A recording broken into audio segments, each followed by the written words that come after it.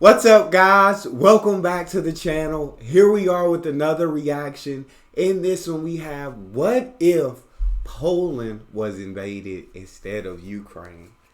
That is a great question. I do not have the answers to. I know at the moment Poland is bolstering up its military defense, but what if it was invaded at the same time that Ukraine was invaded with their strength and weaponry at that point? I guess we're going to find out what would happen. But before we dive in, if you guys happen to enjoy, please don't forget to smash that subscribe button. We are so close to getting to 1,000, guys. So let's do this together and let's find our way there. So smash it. Let's see what we got. Imagine that Ukraine did not get invaded by Russia this February. Instead, Poland took its place. Of course, that's not realistic in the modern-day geopolitical environment, but just to explore the course of such a hypothetical war, how would have Poland fared if it had to face the same Russian force, relying not on full NATO help, but only on the amount of help Ukraine got so far? Would the war still go on for a year? Watch our video to find out.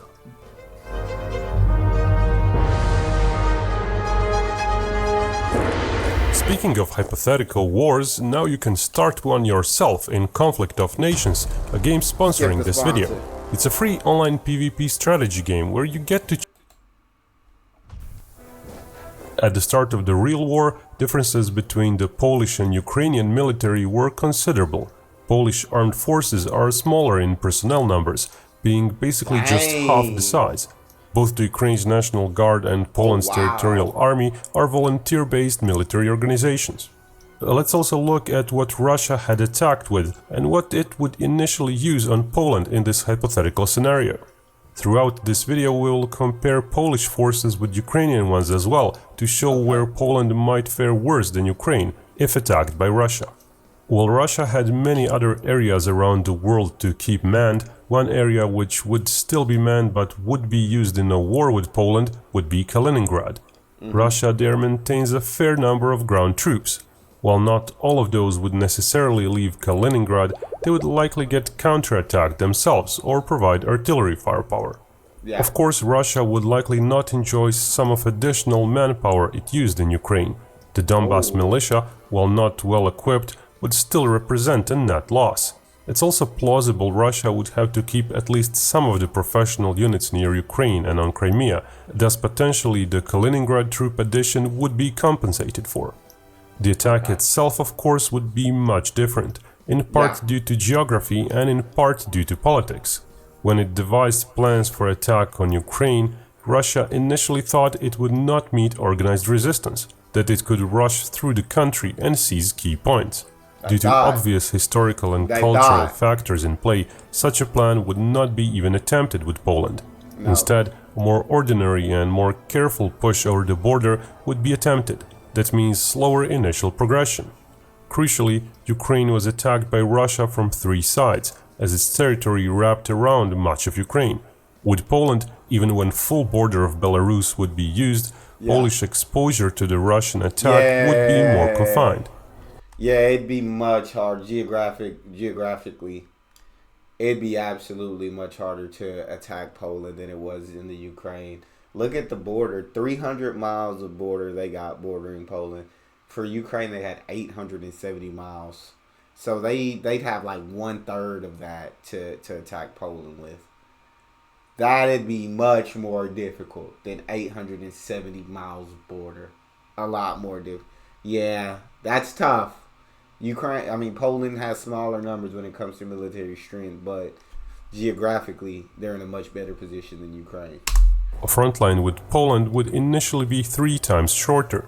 Now, a shorter front line is generally easier to defend. Attacks are usually done so a great force is concentrated on just a few small parts of the front, like it was in Ukraine, where there were several pushes into the country during the initial week. Such pushes, when successful, tend to break the enemy lines and melt into larger, wider movements of the whole front. One can observe that large swaths of the Ukrainian border were not under direct attack initially. Even Russia could not muster enough forces for that. But given that all the Russian forces would be concentrated on a smaller front, That would also mean most of the eastern Polish borders would be under Russian pressure from day one. Ukraine started Understandable. partial mobilization a day before the Russian attack. Full mobilization started almost a day after the attack began. With Poland, mobilization might start earlier. Yeah, Russia 'cause would they'd have to likely cross want to so substantially far. increase its numbers in Kaliningrad. Since that region is not even bordering Belarus and large-scale exercises have not been done there in the past compared to exercises near Ukrainian border, it's likely such vast movements of manpower would cause even greater alert to Poland. Yeah, The alternative for Russia would be not strengthening Kaliningrad beforehand, but that would Exactly. probably be deemed way too risky and not worth it.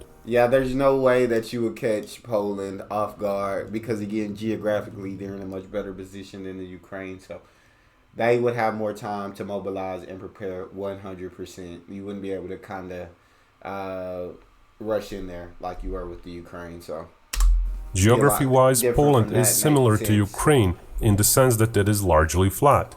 Only in the far south does it have some mountains, which would impede movement of large army formations.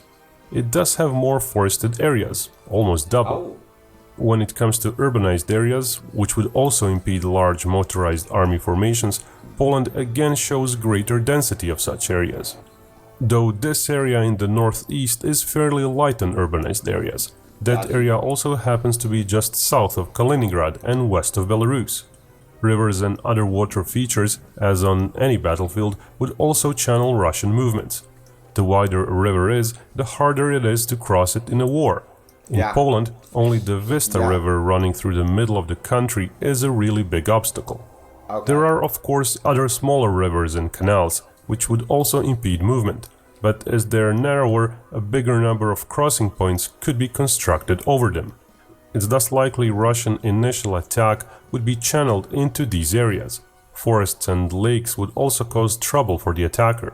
Poland would likely keep the Russians at bay near the northwestern border with Kaliningrad. While Poland might be tempted to even rush into Kaliningrad near that area, it's doubtful such a move would be beneficial. Wouldn't be Attacks smart. would use up a lot of armor and manpower, while in the grand scheme of things, even if Poland managed to take part of Kaliningrad, it would be at too great of a cost. Yeah. Somewhat earlier mobilization than Ukraine's would help Poland keep up with the Russian onslaught initially. Within the first 2 weeks, Ukraine had some 100,000 volunteers join the armed forces. Without Crimea and Donbass, its population is very similar to Polish one, so assuming all other factors are similar, there is little reason why Poland could not mobilize as many troops in a similar time frame. Even if Okay. morale is hand-waved as impossible to quantify, pure numbers are still just part of the capability.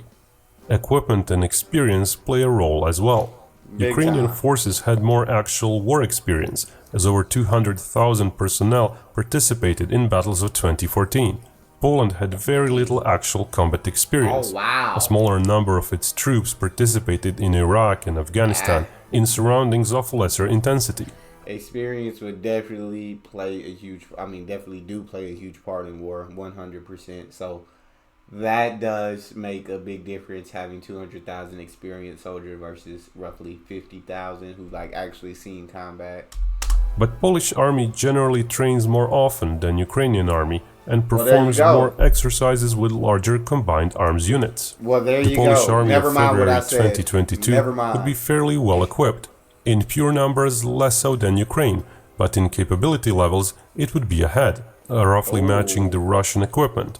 Capability levels here are only roughly noted. As one can tell, Ukraine had roughly double the number of tanks around February 2022.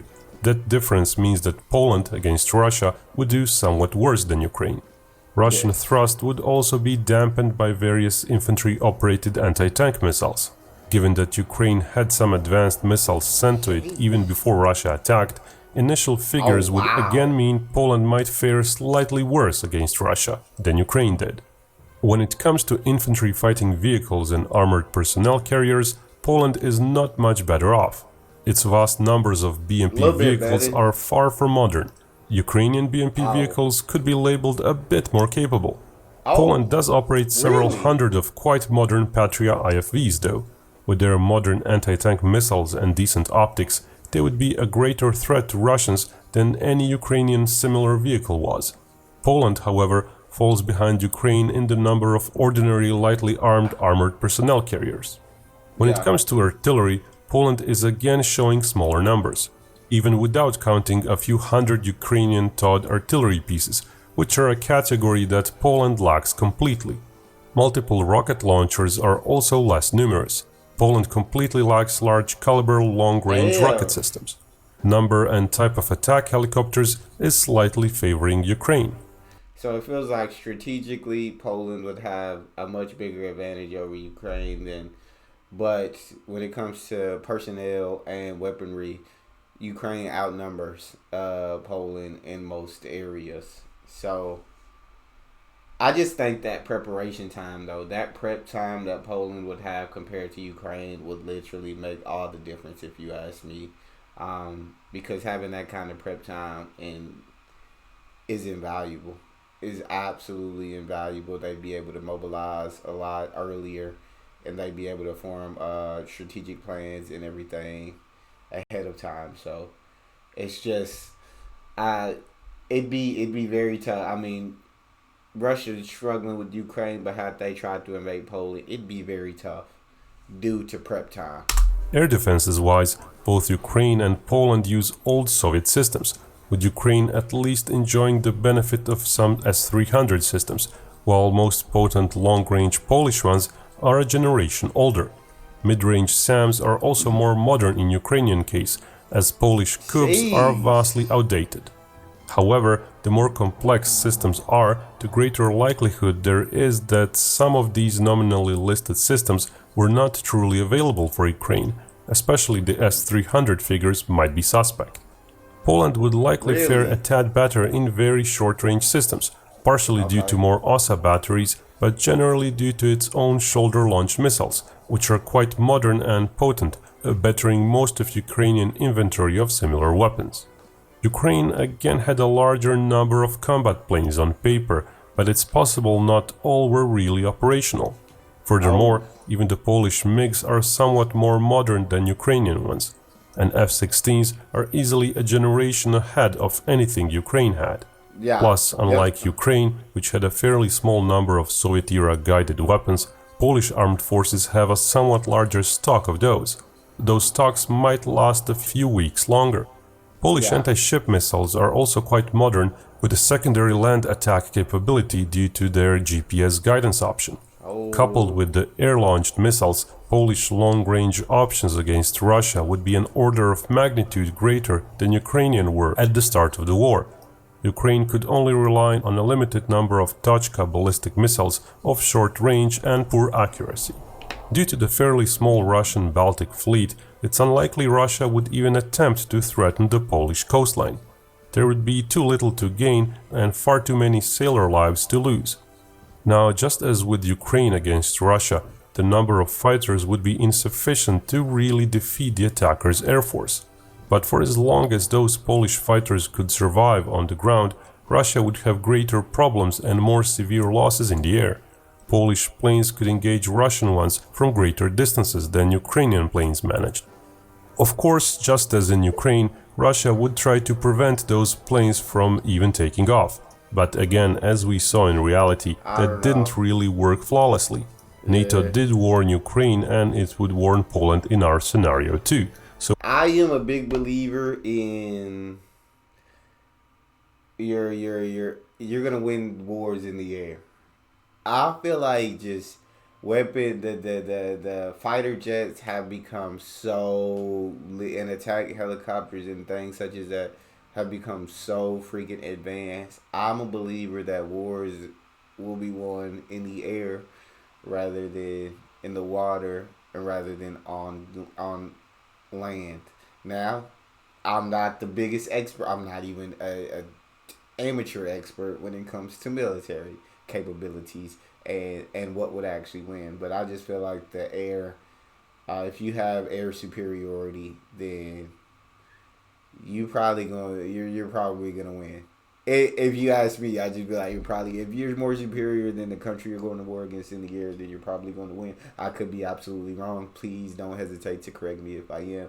And it sounds like while Poland was weaker than the Ukraine in a lot of different areas, they are superior, more superior when it comes to being in the air. And that's where I feel like if you can be better in the air, then that's where wars are won. To me. So early dispersal of Polish planes would be assured. While Poland is smaller than Ukraine and therefore a bit easier to cover, Russia also benefited from a better distribution of bases around Ukraine. With Poland, there would be a similar depth of territory available to the Poles, considering Russia would be flying from just one direction. Also, precisely due to that and having to mostly rely on Belarus air bases, Russia might even have fewer air bases in range and fewer planes ready in the opening stages of the war, compared to what it had in Ukraine.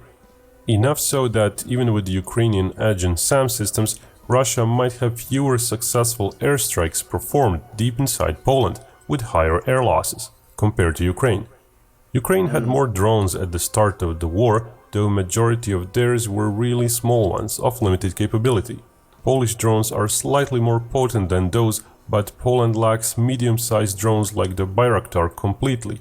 First such drones are yet to arrive in Poland. However, Poland does have some loitering munitions, basically kamikaze drones, with a bit stronger punch than the famous small switchblade drones used in Ukraine. Again, we have to mention that the scenario stipulates similar amount of help for Poland as Ukraine got. So once the war starts, all those thousands of additional guided anti-tank missiles and tens of thousands of unguided ones would start arriving in Poland, as well as thousands of Manpad-class anti-air missiles, various vehicles, and so on. Even with this scenario disregarding the reality of Poland being part of NATO, it's plausible Poland would be getting more modern NATO standard weapons and getting them more quickly than Ukraine did. That's because Poland already operates NATO equipment, such as Leopard 2 tanks and some NATO-compatible artillery. Poland would likely be able to receive and utilize even the more advanced systems like AMRAAM missiles or GPS-guided artillery rounds earlier. Ukraine famously got so low on Soviet-caliber artillery rounds at one point that a big part of its artillery inventory was nearly useless. While Poland too uses mostly Soviet rounds, it would have 18 NATO-caliber self-propelled howitzers to count on for precision strikes. Of course, Russia would be gradually taking those out, similar to what it is doing in Ukraine. All the numbers on both sides would suffer, and pretty much the same thing would happen again. Russia would find itself gravely deprived of enough manpower, while Poland would find itself stripped of heavy vehicles and firepower after several months of combat. Due to greater initial concentration of ground forces and a more careful approach, Russia would be likely to lose less men initially, but also take less Polish territory compared to Ukraine. Still, it would likely manage to approach Warsaw, and unlike in Ukraine, it would have a much straighter, more consolidated front line, so it would not likely decide to abandon the taken territory so easily, as Russia did in north of Ukraine. It's plausible the front would, just as in Ukraine, settle eventually with very little chances of big movements, possibly around these lines, with the only question being just how much progress could Russia do from the western Kaliningrad. In that protracted war of attrition, however, Russia might do even somewhat worse than it is doing in Ukraine. As said, Poland would be mobilizing just as many troops as Ukraine, but Russia would be lacking Donbas regions as a well of mobilization. Not only the initial 30,000 troops, but possibly 100 or more thousand additional troops that Russia mobilized there. Since Donbas republics aren't part of Russia, Putin freely ordered mass mobilization there for Ukraine. For Poland, that would not be possible. It's possible that 6 months into the war, even with lower initial casualties, Russia would find itself with an army 1/3 smaller, facing a Polish force that would be just as numerous as Ukrainian one is today. It's also plausible that fewer Russian troops would see an attack on Poland as righteous as an attack on Ukraine, due to less historical animosity and fewer historical ties. That might push morale even lower. As a reminder, there would likely be fewer successful Russian deep airstrikes, and Poland would enjoy more long-range precision attacks behind Russian front lines, enabled by robust NATO intelligence help, just like today in Ukraine. Eventually, the disparity in numbers would likely take its toll, and Russian Understandable. advances would stop completely, earlier than they did in Ukraine. From then on, it would be the long game, a Yeah. year after the war started, or 2 years. If modeled on future Ukraine actions, NATO might or might not keep sending heavy arms into Poland. So I think far they into the would. future, who knows how the Polish army would transform. I think NATO would continue to see a heavy armory into Poland. Yeah, because I mean, Poland's right on that right on that Europe line. They get past Poland, and a lot of other countries in Europe start to worry. So I think they continue to send weaponry to Poland. Certainly after a year or more of fighting, even those initially green mobilized troops would be quite battle-hardened. Facts. Poland is also Facts. several times richer, which would mean it would be able to buy more weapons right from the start, rather than wait for NATO aid. That's a Indeed, big one of our difference. recent videos dealt with precisely that, the recent Polish arms shopping spree. So the vast advantage in manpower, coupled with added NATO weaponry, might Yeah. mean Poland would eventually be able to drive the Russians out of its country. I think However, so. such long-term predictions could cut both ways. What if Putin orders mass mobilization in Russia, precisely because Russia would fare worse in Poland? If somehow that manages to go through without mass civil resistance, then who knows what would really happen? Maybe think Russia NATO would would push still have back to into step Poland in. and be more successful. Yeah, but at that point, I think NATO steps in, and it's all out. World War III probably pops off. Would be stretching the no direct NATO involvement rule to its limits. And if mass Russian mobilization doesn't happen, a big loss of Russian army power as they're pushed out of Poland means there is a greater chance for tactical nuclear weapons use, which sadly isn't confined just to this hypothetical scenario. It is also relevant to the real-world future situation in Ukraine. A few more words on conflict of nations. Y'all let me know what y'all think in the comment section. I think Poland, just that geographic advantage, fares better due to them being able to prepare earlier. Even though they have less numbers, they also have less area for Russia to be able to invade. I think NATO, if they don't directly jump in, definitely supports more with more weaponry and more aid. And then Poland being almost 4 times richer makes a huge difference in weaponry and everything. So I think they push Russia back, and if Russia fully mobilized, then I think NATO would step in. So I think that would go out the window. And yeah, that would be the start of World War III. Let me know what you guys think in the comment section. If you enjoyed, please don't forget to smash, subscribe, get a video a thumbs up. Let's get to 1,000. And check out the next video. See you guys next time.